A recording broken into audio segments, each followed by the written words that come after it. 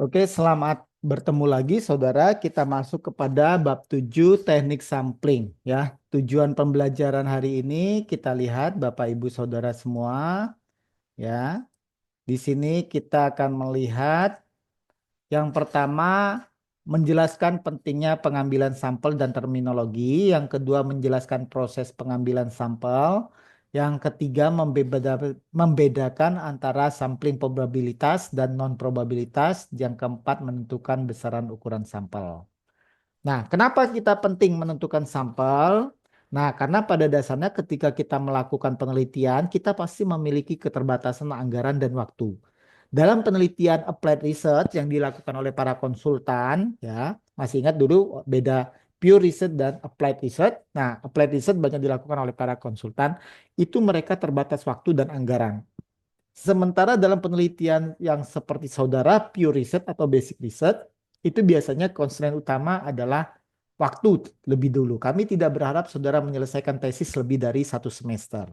Nah, dengan pertimbangan itu, maka saudara peneliti tidak perlu menyelidiki populasi, tetapi cukup dengan menggunakan sampel. Dengan mengambil sampel mengurangi biaya, mengurangi kebutuhan tenaga kerja, dan kita dapat memperoleh informasi dengan cepat. Sebagai contoh, penggunaan sampel yang baik itu adalah dalam pilpres dan pilkada ya. Kita ketika melakukan pilpres, mulai hari ini pemilu ya, coblos sampai dengan presiden terpilih diumumkan itu butuh waktu sekitar 3 sampai 4 bulan karena berjenjang mulai dari TPS, kemudian kelurahan, kecamatan, kabupaten, provinsi, baru nasional. Lama sekali. Tapi kemudian kita melihat dalam perkembangan beberapa kali pemilu, penggunaan metode riset untuk menghasilkan yang namanya quick count. Dan dari quick count itu kita bisa tahu presidennya siapa terpilih. Jam 3 tutup TPS, maka jam 9 malam kita sudah tahu siapa presiden terpilih, siapa partai pemenang pemilu. Nah, ini kita lakukan dengan mengambil sampel, sampel yang merepresentasikan populasi, ya. Nah, untuk terminologi silakan baca sendiri di sini. Nah, saya melihat memberikan contoh pentingnya makna sampel. Misal ini ada foto seorang pria. Nah, ini foto lengkap dia. Populasinya seperti ini. Bagaimana kalau saya menggunakan 2000 dot, 2 dot itu titik-titik di sini. Ternyata saya masih bisa mengenali pria ini melalui 2000 dot tersebut. Nah, bagaimana saya kurangi 1000? Ternyata 1000 pun saya masih agak bisa mengenali walaupun sudah mulai ngawur ini ya.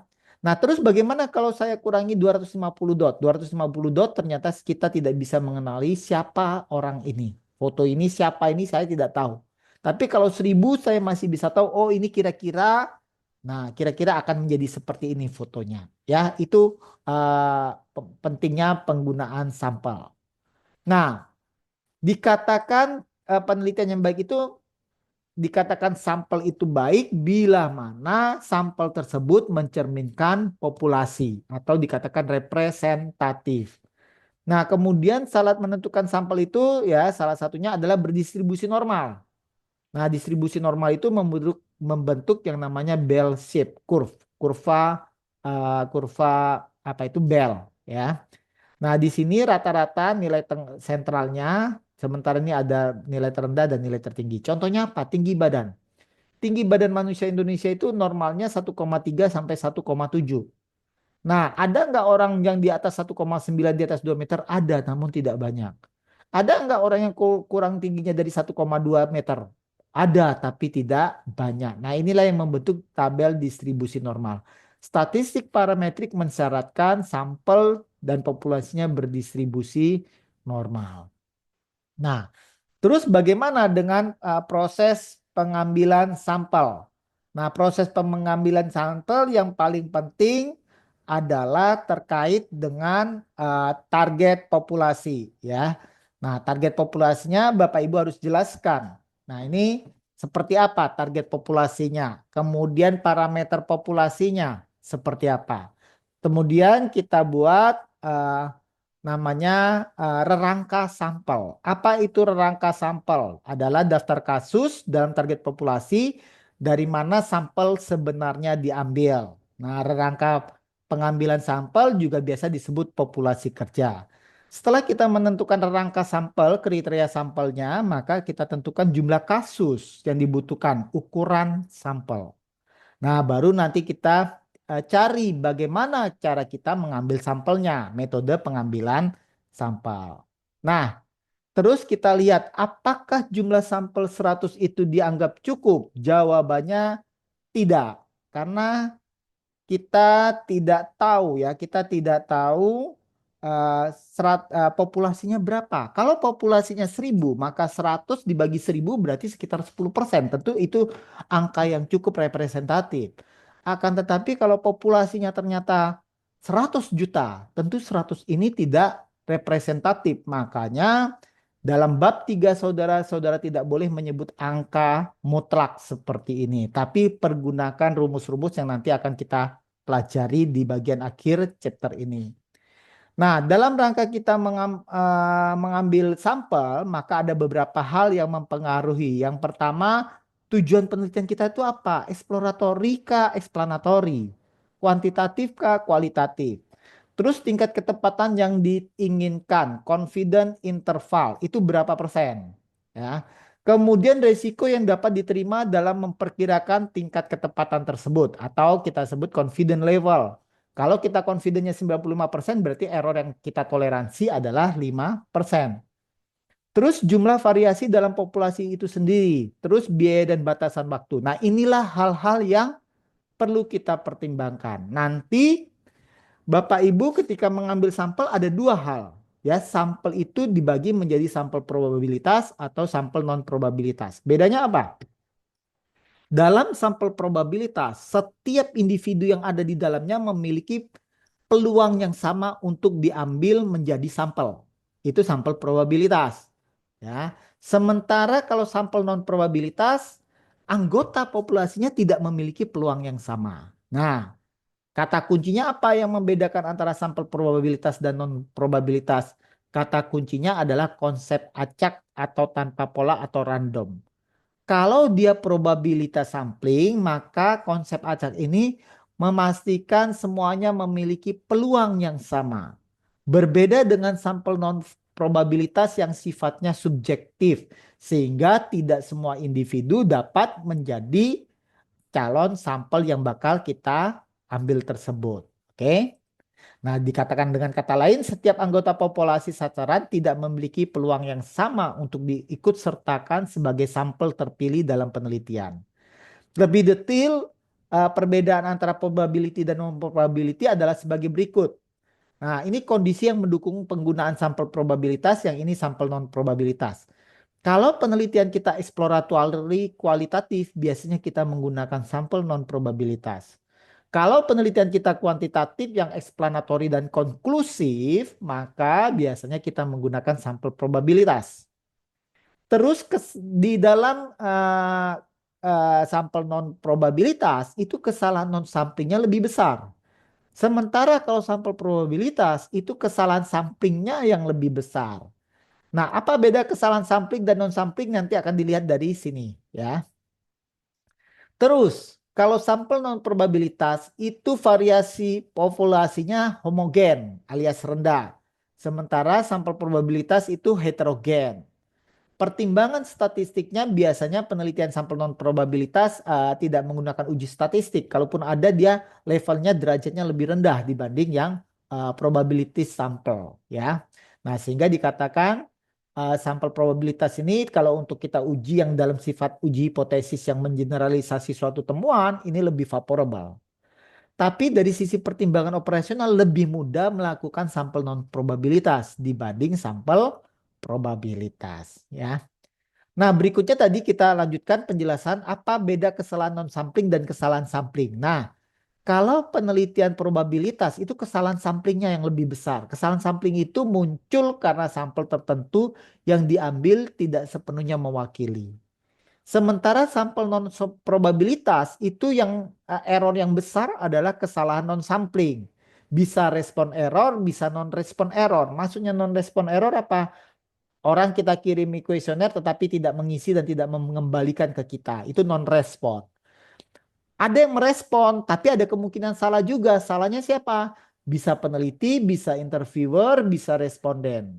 Apa beda peneliti sama interviewer? Bisa saja saya melakukan penelitian, saya meminta 5-6 orang sebagai interviewer, pewawancara. Nah, nanti saya latih mereka. Hal-hal apa yang harus diambil informasinya dari para responden. Nah, resistor error ini kesalahan penelitiannya bisa karena kesalahan pengukuran, definisi populasi, dan sebagainya. Sementara interviewer error mungkin kesalahan pemilihan responden, kesalahan pertanyaan, dan sebagainya. Kalau responden error, bisa saja respondennya tidak mampu menjawab, tidak paham tentang pertanyaan kita. Atau kalaupun dia paham, dia enggan menjawab. Nah, itu namanya responden error. Nah, sekarang kita masuk pada teknik sampling. Nah, teknik sampling yang ini kita bagi dua, non probabilitas sama probabilitas. Kita mulai non probabilitas. Yang pertama convenient. Nah, berarti selama orang tersebut yang kita temui sesuai dengan karakteristik sampel ya sudah kita pakai. Itu hampir sama dengan simple random di probabilitas. Bedanya kalau simple random ini mereka memiliki peluang yang sama, kalau di sini tidak memiliki peluang yang sama. Terus teknik sampling berikutnya non probabilitas adalah judgmental.